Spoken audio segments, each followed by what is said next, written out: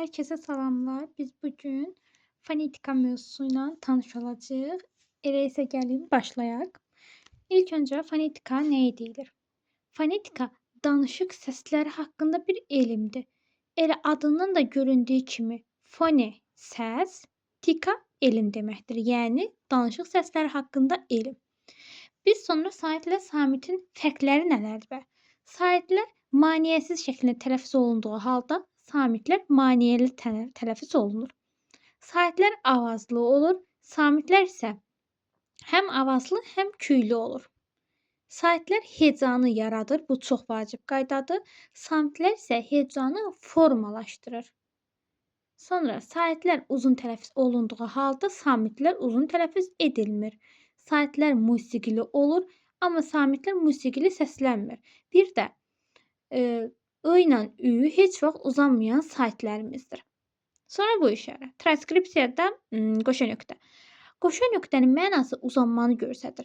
Transkripsiya isə tələffüz üzünü göstərir. Uzanma yazılışla deyiliş arasında fərq yaratmır. Bir də vurğu qəbul etməyən bəzi sözlərimiz vardır ki, bunları əzbərləməliyik. Hansılardır? Bəzi, bəzən, yəni, bəli, daim, daima. Səs uzanması yoxdur. Normalda biz deyirik ki, uzanır, amma uzanmır. Deyirik ki, uzanma yoxdur. Hansılarında? Heca, söhbət, şöhrət, vitamin, tələbat, tələfat. Bunların heç biri uzanmır. Bir də ön şəkilçilər. Ön şəkilçilər hansılardır bə? Ba, bi, la, na. Bunlar ön şəkilçilərdir. Bir də qoşa saitli sözlər olur. Qoşa saitli sözlər özü iki yerə bölünür. Eyni cinsli qoşa saitli sözlər, müxtəlif cinsli qoşa saitli sözlər. Eyni cinsli qoşa saitli sözlərdə biri düşür, biri uzanır. Necə yəni? Məsələn, maaş sözünə biz diqqətlə fikir versək, tələffüzünü yazarkən burada 2 dənə A var. Əgər saitdən 2 dənə, onun biri düşəcək, birisi uzanacaq.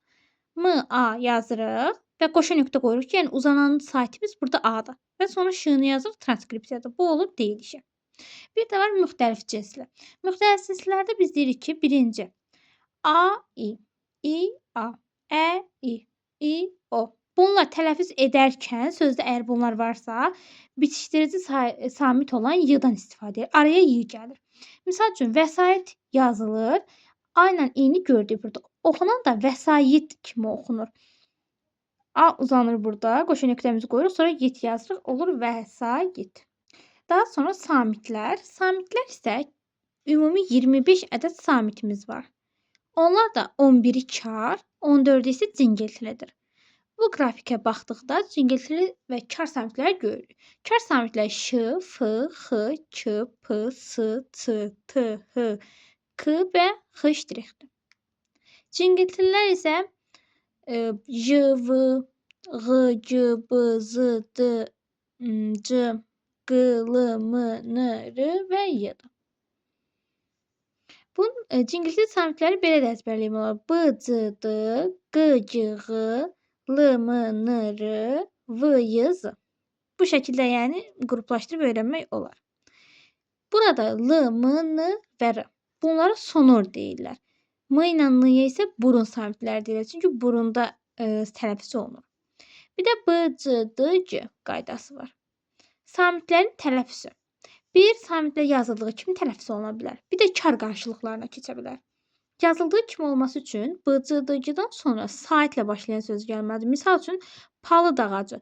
Burada sözün sonu D-dır. Cingiltilidir. Özündən sonra gələn ağac sözü də A ilə başlayıb, o da saitdir. Ona görə olduğu kimi, palıd ağacı kimi elə tələffüz olunacaq. Amma kar qarşılığı üçün B-C-D-C-dan sonra samit gəlmir. Məsələn, corab yazdır. Deyəndə amma P ilə oxuyuruq. Corab. Biri var. Tək sözün özü kimi ya da ki, B-C-D-C-dan sonra samit gəlməlidir. Tək söz kimi, məsələn, bulud sözü bulut kimi olacaq. Bir də sözün sonu S-T, F-T, Ş-T. Bunlarla bitirsən, 2 hal ola bilər. Ya olduğu kimi, ya da son samitin düşməsi. Olduğu kimi olması üçün özündən sonra mütləq sait gəlməlidir. Yox, əgər son samiti düşürsə, o zaman özündən sonra samit gəlməlidir. Bir də Q hərfi var. Q hərfi müxtəlif səsləri ifadə edə bilər. Q-nın özünü, Q ştrixi, yəni K-nı, X-nı və Ğ-nı. Sözün əvvəlində gələn də q özü olduğu kimi, məsələn, qatar ola bilər. K olması üçün q-dan sonra kar saat gəlməli. Məsələn, məqsəd yazılır. Biz onu deyəndə məqsəd deyirik. D burada t-ya keçir, q da burada k-ya keçir. Bir dənə bu haqlı sözündə haqlı kimi oxuyuruq. Bu k olur burada. Q-nın biri düşür, biri də k kimi olmuş olacaq. Bir də qoşa y-larla bitəndə bu sözlər səyyardır, səyyahdır, səyyaddır, əyyaşdır. Bunlar olduğu kimi tələffüz olunacaq. Bir də m, s. Qoşa olanda bu hərflər biri düşəcək. Bir də karkeş məsələsi. Karkeş bu sözlər ki var, sənətkar, zəhmətkeş, həvəskar. Bunlar olduğu kimi tələffüz ediləcək. Bir də k. K 5 müxtəlif səs ifadə edə bilər. C-ni, ç-ni, k-ni, x-i, bir də y-ni. Məsələn, itki yazılır, itki kimi deyilir. Burada g-yə keçdi. K sözün əvvəlində gələndə kağız ola bilər bu. Kağız, kələm və s. bunlar deyə bilərik. K kimi olması üçün mikrob. Burada k kimi oxunacaq. X-i milli sözlərdə olur. Məsələn, çiçək yazılır, çiçək deyirik. X-i o deyirlər ih hərfidir, o elə bir şeydir. Yəni çiçək yazılır, çiçək deyirik. Ördək yazılır, ördək. Belə deyirik. Sonra y saitlə başlanan şəkilçi artırıldıqda olur bu. Məsələn, çiçək sözünü dedik, çiçəyin deyəndə burada k düşür, k-yi əvəzlənməsi baş verir. Olur çiçəyin. Bir də ç-dan sonra əgər d, z, s, t, l, n bunlar gələrsə, ç, ş kimi tələffüz olunacaq. Məsəl üçün, qaçdı sözü olacaq qaçdı.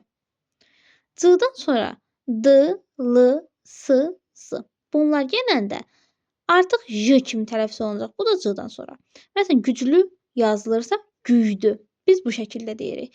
Bir də ahəng qanunu var. Ahəng qanunu nədir bə? Gəlin baxaq. Sözdə qalın və incə saitlərin bir-birini izləməsinə ahəng qanunu deyilir. Ahəng qanuna tabe olan sözlər var, olmayan sözlər var. Əgər ahəng qanuna tabedir deyirsə, ya sözdəki saitlərin hamısı qalın olmalıdır, ya da hamısı incə olmalıdır. Məsələn, sözün özündəki incənin özü ahəng qanuna tabedir. Ahəng qanuna tabe deyil. Tabe olmaması üçün həm qalın sayt olmalıdır, həm də incə sayt olmalıdır sözün tərkibində. Misal üçün, kitab deyirik. Kitab ahəng qanuna tabe deyil. Niyə? Çünki i incə saytdır, a isə qapalı saytdır. Bir də fonetikada fərq var. İki cür fərq var. Kəmiyyət fərqi var, keyfiyyət fərqi var. Kəmiyyət nə deməkdir? Öz miqdar deməkdir. Səs artımı və yaxud da səs düşümü burada baş verməlidir. Keyfiyyət isə hər başqa cür oxunur. Necə yəni? Bəzən kar qarşılığında sözlər keçə bilir də bildiyimiz kimi. Kar qarşılığına keçsə də, nə olur olsun, tələffüzü fərqli olsa da, nə səs artmayacaq, nə də səs düşməyəcək. Hərflər, məsələn, 6 hərfli bir sözdürsə, elə onu tələffüz edəndə də 6 hərfli kimi olacaq. Bu olacaq artıq keyfiyyət fərqi. Deməli, bununla da bugünkü mövzumuz olan fonetikanı yekunlaşdırdıq. Ümid edirəm əlimdən gəldiyi qədər kömək oldu bu videom. Əlimdən gəldiyi qədər qısa çəkməyə çalışdım əsas hissələrini. Bu tipli videolar istəyirsinizsə əgər kanala abunə olub, rəy yazıb, istədiyiniz mövzunu da rəylərə yaza bilərsiniz. Sağ olun.